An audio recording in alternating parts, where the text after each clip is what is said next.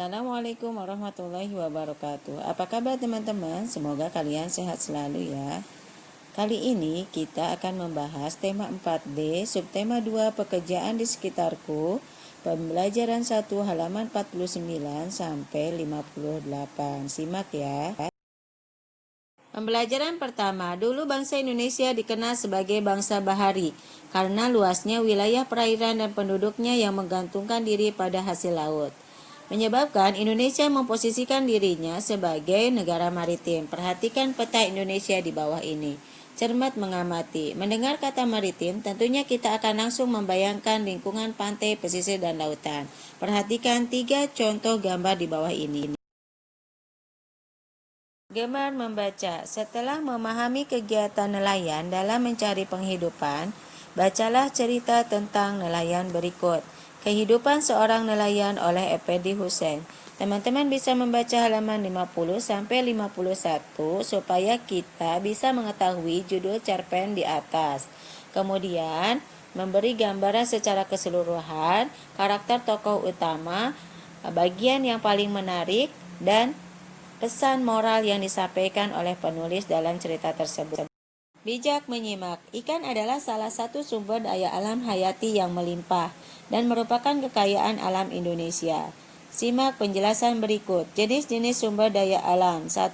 Sumber daya alam kekal, contohnya cahaya matahari dan udara atau angin.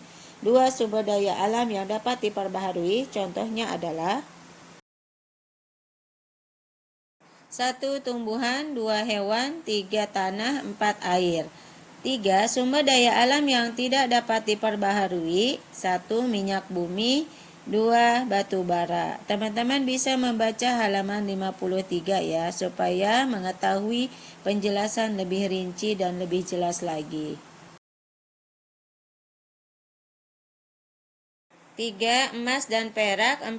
timah, 5. bauksit, 6. besi. Perhatikan gambar-gambar batu bara dan bauksit yang digunakan untuk pembuatan bahan pesawat, sedangkan batu bara dapat digunakan sebagai bahan industri dan rumah tangga.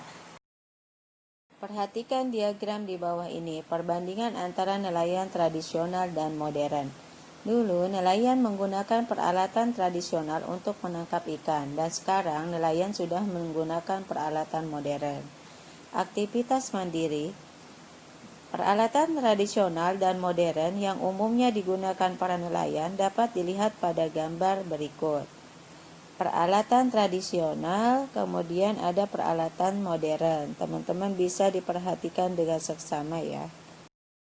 Terampil menganalisis. Pada pembelajaran sebelumnya, kita sudah mempelajari tentang kegiatan ekonomi.